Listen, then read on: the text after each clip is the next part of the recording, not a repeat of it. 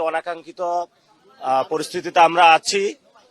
আমাদের গতকালকে একটি নির্ধারিত প্রোগ্রাম ছিল। আপনারা জানেন পুরো বাংলাদেশে জুলাইয়ের বিচার এবং সংস্কার বাস্তবায়ন, গণভোটের রায় বাস্তবায়নের জন্য আমরা পুরো বাংলাদেশের মানুষের কাছে যাচ্ছি, মানুষের সাথে কথা বলার জন্য গিয়েছি। গতকালকে হবিগঞ্জে আমরা মানুষের সাথে কথা বলেছি, আলোচনা করেছি। যখন বের হব সেই সময় আমাদের উপরে হত্যা চেষ্টা করা হয় এবং বিএনপির জি.কে. গাউসের যারা অনুসারী রয়েছে তারা আমাদের উপরে চেইন, হকি স্টিক, রামদা দিয়া হলো আঘাত করে। তো সেখানে আপনারা দেখেছেন সার্জিস আলমকে নির্মমভাবে আহত করা হয়েছে। অনেকের একটা ক্লাস 10-এর বাচ্চার হলো চোখ তুলে নেওয়া হয়েছে এবং সেখানে আপনার আমাদের যিনি সদস্য সচিব ছিলেন তার হলো হাত ভেঙে দেওয়া হয়েছে। 20 লক্ষ টাকার মালামাল চুরি করেছে। তো আমরা সেই প্রতিবাদেই আজকে একটা বিক্ষোভ মিছিল চেয়েছিলাম।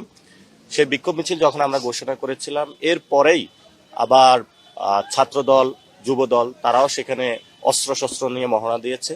তো আমরা আজকে মৌলভীবাজার থেকে রওনা দিয়েছিলাম এবং মৌলভীবাজার থেকে রওনা দেওয়ার সময় আমাদের প্রথমে 400 পুলিশ দিয়ে তারা প্রতিহত করেছে। আমরা সেই ব্যারিকেড ভেঙেছি। বালুর ট্রাক্টর রাস্তায় বিজিবি বিভিন্নভাবে আমাদেরকে হ্যারাসমেন্ট করেছে। আমরা রাস্তায় বসেছিলাম। এখনো আমাদের পিছনে ছাত্রদলের প্রায় 1000 লোক সন্ত্রাসী অবস্থান করছে, যাদের হাতে রামদা, কুড়াল, দেশি অস্ত্রশস্ত্র আছে। তো আমাদের গতকালকে যাদেরকে আহত করা হয়েছে তাদের জন্য আমরা আজকে একটা মামলা করেছি এবং এই মামলার পরিস্থিতি নিয়ে, সার্বিক বিষয় নিয়ে, কোন পরিস্থিতিতে বাংলাদেশ যাচ্ছে একটা সন্ত্রাসের রাজত্বে, সে বিষয়ে সংসদের মাননীয় বিরোধী দলীয় যিনি চিফ হুইপ আছেন এবং গণ অভ্যুত্থানে যিনি নেতৃত্ব দিয়েছেন, বাংলাদেশকে একটা অনন্য জায়গায় নিয়ে যেতে চেয়েছেন আমাদের জাতীয় নাগরিক পার্টির সম্মানিত আহ্বায়ক, উনি এখন আপনাদের সাথে কথা বলবেন।